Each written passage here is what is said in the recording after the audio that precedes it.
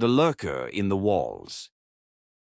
It started the night I moved into the house. I hadn't been looking for anything special, just a place to call my own after years of cramped apartments, paper-thin walls, and neighbors who fought at all hours. This house, though, this was supposed to be my escape, a place for peace and solitude where I could leave the world outside. It was an old house tucked away in a forgotten corner of town where no one really ventured. The listing had been up for months, but the price kept dropping until it was finally in my range. I jumped at the opportunity, even if it seemed too good to be true. As soon as I stepped inside, though, something felt off. At first, I couldn't quite put my finger on it. The place was fully furnished, the previous owners having left most of their things behind. The air was heavy with the scent of dust and something faintly sweet, like decaying fruit left too long in the sun. But what stuck with me was the silence. It was too quiet, the kind of quiet that seemed wrong, as though the house itself was holding its breath, waiting. The first night passed without incident. I unpacked, set up a few things, and went to bed, eager to start fresh in the morning. The sound woke me around 2 a.m. It was faint, but persistent, a tapping, like fingers drumming on wood. At first, I thought it was the old pipes settling, or maybe a branch scratching against the window, but it didn't stop. I lay in bed, listening as the noise moved through the walls, shifting from one corner of the house to another. It wasn't random. The taps came in clusters of threes, soft but deliberate. Almost like someone was inside the walls, trying to communicate. I wanted to ignore it, but my curiosity got the better of me. I got out of bed, grabbed a flashlight, and followed the sound. It led me to the kitchen, where the walls felt colder than the rest of the house. There was nothing there. The tapping had stopped the moment I entered the room. I stood there in the dark, the beam of my flashlight barely cutting through the shadows, and for the first time I had the distinct feeling that I wasn't alone. My skin prickled and a wave of unease swept over me, but I told myself it was just my imagination.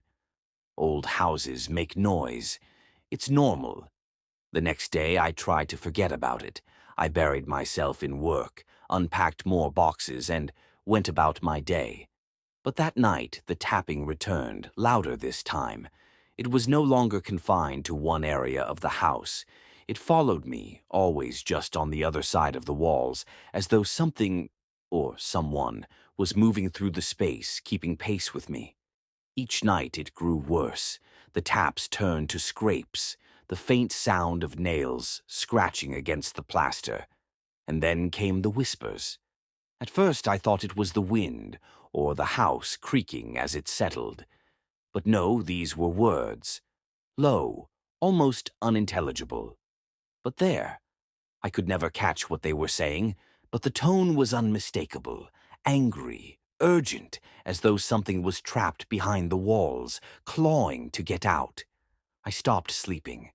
Every time I closed my eyes, I could hear the whispers, feel the vibrations of movement beneath the floorboards. The house was waking up, alive with things that shouldn't be. I tried to investigate. I checked every crawl space, every nook and cranny. But I found nothing out of the ordinary. No signs of rodents or faulty wiring. Nothing to explain what was happening. The more I searched, the more desperate I became. Until one night I found myself standing in front of the basement door. I hadn't been down there yet. The previous owners had left it locked and the realtor hadn't given me the key. But I knew with a sick certainty that whatever was wrong with the house was connected to that basement. It took me 2 hours to find a locksmith willing to come out that late. When he arrived, he looked at the house with a frown, muttering something about bad vibes. I didn't care. I just wanted to get into the basement, to see what was hidden down there.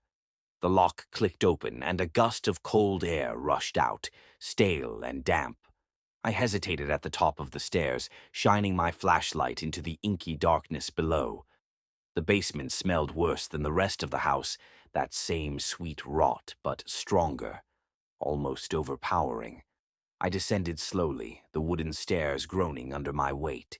The flashlight flickered, but I kept going, forcing myself deeper into the cold. The basement was large, unfinished, with stone walls and a dirt floor.